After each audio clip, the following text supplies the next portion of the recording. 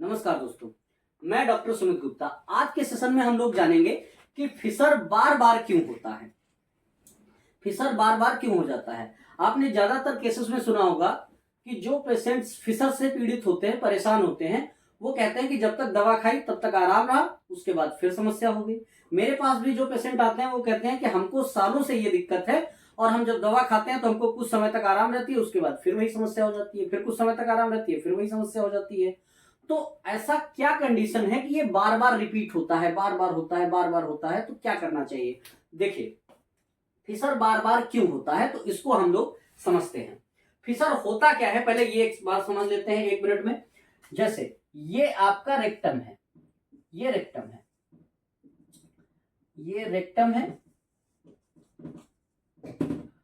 ये anal canal है और ये एनल ओपनिंग है, एनल ओपनिंग, ठीक।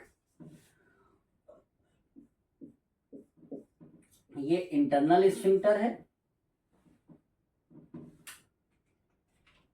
ये एक्सटर्नल स्फिंक्टर है, ये, ठीक। अब होता क्या है, फिशर के कारण जो हैं, अगर हम कॉज की बात करें तो इसके कॉज जो हैं वो एक तो मेन कॉज है कॉन्स्टिपेशन। 80% से ज्यादा पेशेंट में कॉन्स्टिपेशन ही कारण होता है। कॉन्स्टिपेशन में होता क्या है कि जब कभी भी किसी का मल बहुत कठोर हो जाता है, मल बहुत कठोर हो जाता है, तो वो कठोर मल जब यहां से पास होता है तो चूंकि यहाँ का डायमीटर तो फिक्स है कि कितना एरिया यहाँ पर है, ओपनिंग तो फिक्स है, तो जब कभी यहां से निकलता है तो ये निकलते टाइम यहां पे क्या करता है, कट मार देता है ऐसे।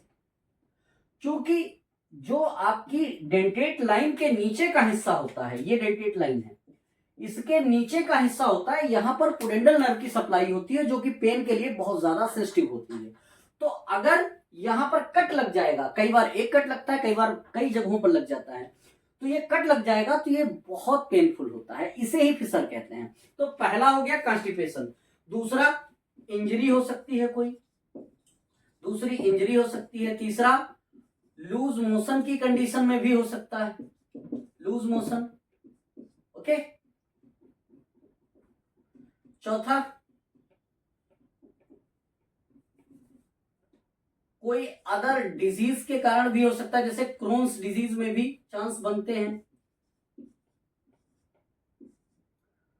क्रोन्स डिजीज में भी चांस बनते हैं कई बार, है ना। ये लेकिन सबसे मुख्य कारण क्या है, कॉन्स्टिपेशन। सबसे मुख्य कारण क्या है, कॉन्स्टिपेशन। तो जो फिशर के पेशेंट होते हैं उनमें ज्यादातर जो डॉक्टर्स, जनरल फिजिशियन, जो मलद्वार से संबंधित बीमारियों के स्पेशलिस्ट नहीं है, वो ज्यादातर केस में फिशर का तो ट्रीटमेंट कर देते हैं, लेकिन फिशर का जो कारण होता है उसका ट्रीटमेंट हो नहीं पाता। तो अगर मान लो किसी समस्या की जड़ बरकरार है, जिस वजह से फिशर हो रहा है, अगर वो ठीक नहीं हो रही है तो फिशर बार बार होता रहेगा। अब होगा क्या कि जब आपको फिशर हुआ, आप किसी डॉक्टर के पास गए तो उन्होंने क्या किया कि आपको कुछ दवाएं दी खाने के लिए, कुछ दवाएं लगाने के लिए दी। लगाने में भी बहुत झोल है। लगाने का सिस्टम, ज्यादातर जो कंपनियां होती हैं वो अपनी क्रीम के साथ कुछ इस टाइप का एप्लीकेटर रखती हैं। अगर आप इसको ध्यान से देखें तो ये बहुत ही हार्ड प्लास्टिक का है और इसमें चारों तरफ ओपनिंग है। ये हार्ड प्लास्टिक का जो एप्लीकेटर है, इसको कहते हैं कि मलद्वार के अंदर इंसर्ट करके पीछे से क्रीम वाला जो पाउच है उसे आप दबाइए तो अंदर दवा लग जाएगी।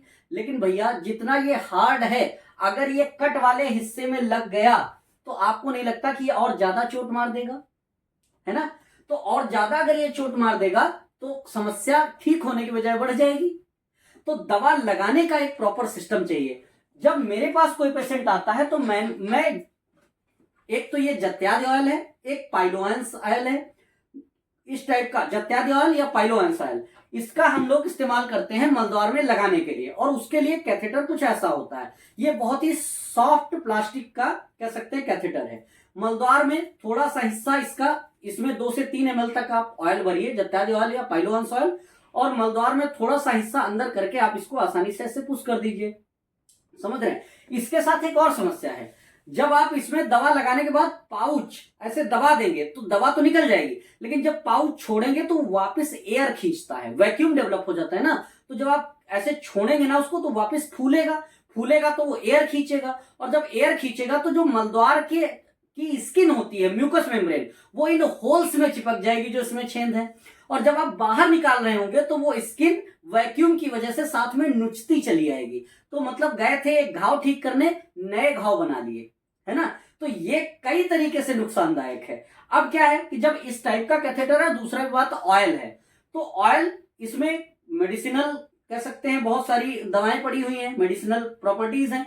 तो पहली बात तो ये इन्फेक्शन को ठीक करेगा, दूसरी बात लुब्रिकेशन कर देगा ताकि मल फिसल के आसानी से निकल जाए, तीसरी बात वैक्यूम डेवलप होने वाला कोई सिस्टम नहीं है, क्योंकि आप पुश करेंगे और उसके बाद ऐसे ही बाहर निकाल लेंगे, तो इसमें कुछ फंसने जैसा है नहीं, फंसेगा नहीं तो ये समस्या होएगी ही नहीं जो स्किन नुच के आ रही थी, तो दोबारा होने के चांस बहुत कम होंगे। तीसरी बात, इंजरी अगर है तो इंजरी का कारण कॉन्स्टिपेशन ही हो सकता है। अच्छा, खाने पीने में कुछ चीजें हैं जिनको अवॉइड ही करना चाहिए, जैसे अमरूद आपको नहीं खाना चाहिए। अगर आपको बार बार फिसर हो रहा है तो अमरूद आपको भूलकर भी नहीं खाना चाहिए। आपको नॉनवेज नहीं खाना चाहिए, क्योंकि नॉनवेज खाने से भी कॉन्स्टिपेशन होता है। आपको पनीर नहीं खाना चाहिए, पनीर खाने से कॉन्स्टिपेशन होता है। ये 3 चीजें भूलकर भी नहीं खानी चाहिए। ओके, जिन लोगों को बार बार फिसर होता है उनको ये नहीं खाने चाहिए। चौथी बात, नींद प्रॉपर लेनी चाहिए, एक प्रॉपर शेड्यूल फॉलो करना चाहिए। मैदे या पैकेट वाली चीजें नहीं खानी चाहिए, जैसे मोमोज हो गया, चाउमीन हो गया, वेज रोल हो गया, इन सब चीजों को थोड़ा अवॉइड करना चाहिए। मिर्च मसाले वाली चीजें अवॉइड करनी चाहिए। खूब पानी पीना चाहिए और अपने खाने पीने का एक प्रॉपर शेड्यूल रखना चाहिए। उससे फायदा ये होता है कि डाइजेशन हमारा अच्छा रहता है।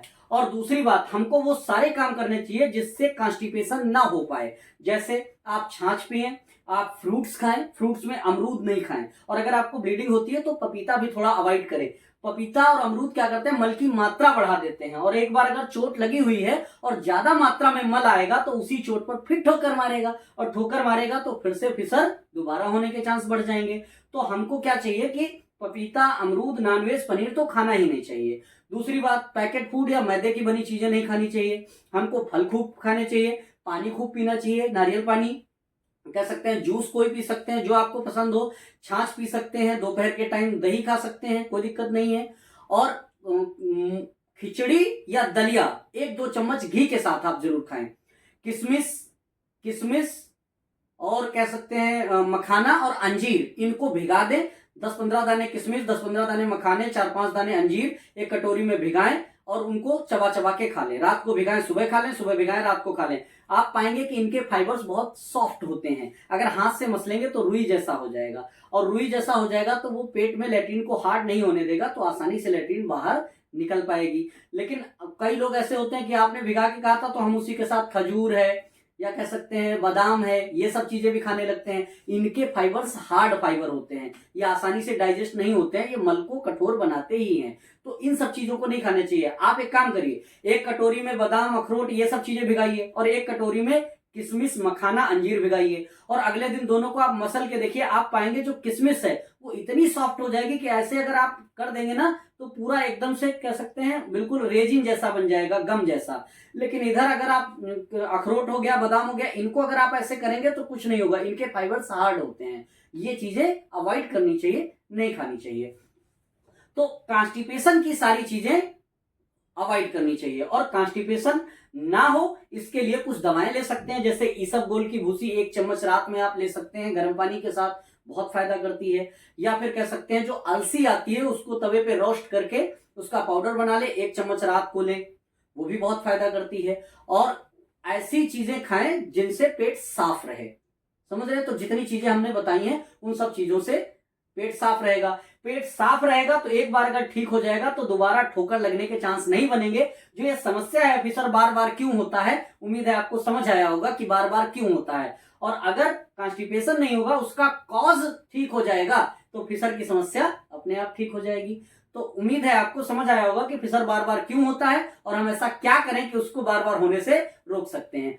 फिर भी अगर आपके मन में कोई सवाल है, कोई क्वेरी है जो आप हमसे पूछना चाहते हैं, तो नीचे दिए गए नंबर पे आप हमें कांटेक्ट कर सकते हैं। हमारा यूट्यूब चैनल सब्सक्राइब कर सकते हैं। हम समय समय पर स्वास्थ्य संबंधी जानकारी लेकर के वीडियो बनाते रहते हैं, तो आपको लगातार जानकारी मिलती रहेगी। Thank you.